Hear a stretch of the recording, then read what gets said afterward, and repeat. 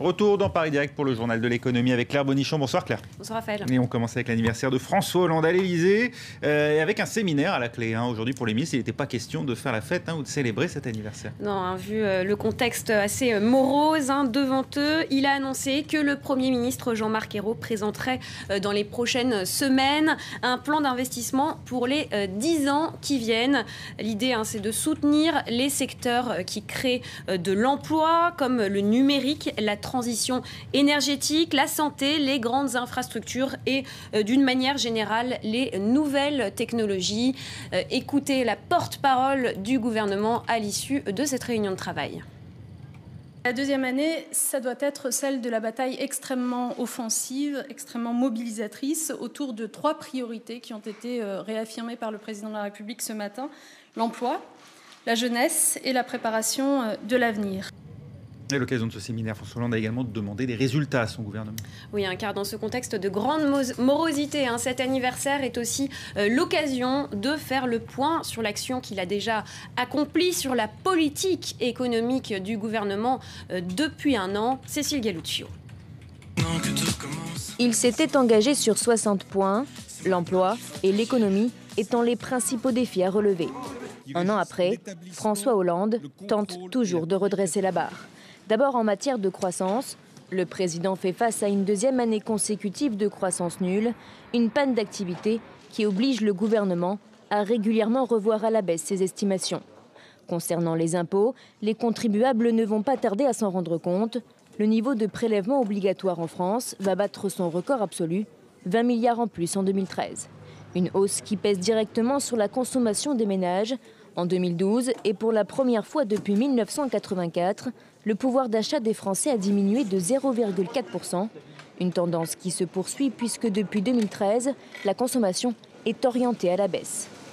Concernant la taxe à 75%, elle est pour l'instant repoussée. L'objectif de 3% de déficit en 2013 est, lui, abandonné. Une politique qui, pour beaucoup, ne suffira pas à réduire le chômage. On ne voit pas comment, tant qu'on reste dans cette stratégie européenne, comment le chômage pourra baisser malgré tous ces efforts faits par le gouvernement. Donc il y a des réformes qui sont mises en place, mais des réformes qui ne permettront pas ce rebond tant que l'austérité sera aussi démesurée. Et justement, en matière de chômage, la France vient d'enregistrer un nouveau record. 300 000 chômeurs de plus entre mai 2012 et mars 2013, soit une hausse de plus de 10%. Et cela devrait encore augmenter. Toujours en France, pour réaliser des investissements stratégiques, Jean-Marc Ayrault a annoncé hier sa volonté de réduire la participation de l'État dans plusieurs entreprises publiques. Oui, le ministre de l'économie, Pierre Moscovici, dément aujourd'hui tout retour des privatisations. Au total, je vous le rappelle, l'État possède des parts dans 12 grandes sociétés cotées en bourse pour la somme de 62 milliards d'euros. Une importante réserve d'argent, donc, qui est disponible rapidement. Et le mois dernier, le gouvernement a déjà commencé à vendre des parts de Safran et de ADS. Les prochaines entreprises concernées pourraient être EDF ou GDF Suez, car l'État y reste très majoritairement actionnaire. Mais n'appelez surtout pas ça des privatisations. Au même titre qu'on ne parlera pas de situation de rigueur ou d'austérité en France, les mots sont interdits. Pourtant, l'Allemagne, de son côté, appelle le pays à poursuivre ses réformes. Oui, c'est ce qu'a déclaré le ministre des Finances allemand, Wolfgang Schäuble, dans le quotidien économique Les Échos. La France ne doit pas abandonner ce chemin, celui des réformes, et ce, malgré le sursis octroyé vendredi par Bruxelles pour réduire ses déficits publics. On reste en Europe, direction Madrid. C'était l'étape qui manquait encore au tour européen du nouveau Premier ministre italien Enrico Letta. C'est fait, il a coché la case aujourd'hui dans son agenda. Oui, il a rencontré aujourd'hui le chef du gouvernement espagnol, Mariano Rajoy, après Berlin, Paris et Bruxelles.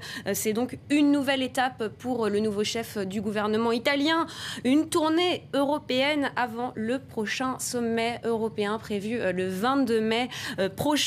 Enrico Letta tente en effet de convaincre les gouvernements européens d'abandonner le tout austérité. Une austérité qui plombe la croissance. Oui, l'Institut italien justement de statistiques revoit sa prévision à la baisse. Le PIB italien sera en récession cette année. Il devrait encore se contracter de 1,4%. En revanche, l'Espagne enregistre enfin une légère amélioration sur le front de l'emploi. Oui, le nombre de chômeurs a reculé de 0,91%, soit un peu plus de 46 000 demandeurs d'emploi en moins au mois d'avril par rapport au mois précédent. Alors, c'est le début de la saison touristique qui a permis cette petite embellie sur le plan de l'emploi en Espagne. On fait le point maintenant sur la clôture des marchés en Europe. Le CAC 40 termine en petite baisse aujourd'hui, un moins 0,15%. Le DAX à Francfort, de son côté, recule aussi de 0,13%. À noter que la bourse de Londres est fermée pour cause de jours fériés. Un des marchés qui commence donc une semaine sans entrain, alors que très peu d'indicateurs macroéconomiques figurent à l'agenda cette semaine. L'actualité des entreprises à présent en bref et en images.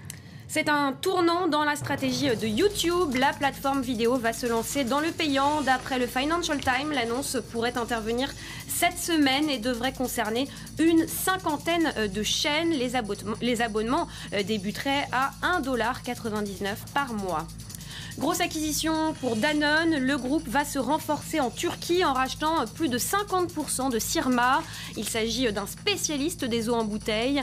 Le montant de l'opération n'a pas encore été dévoilé. La Turquie, je vous le rappelle, est le 11e marché mondial en volume pour les eaux en bouteille.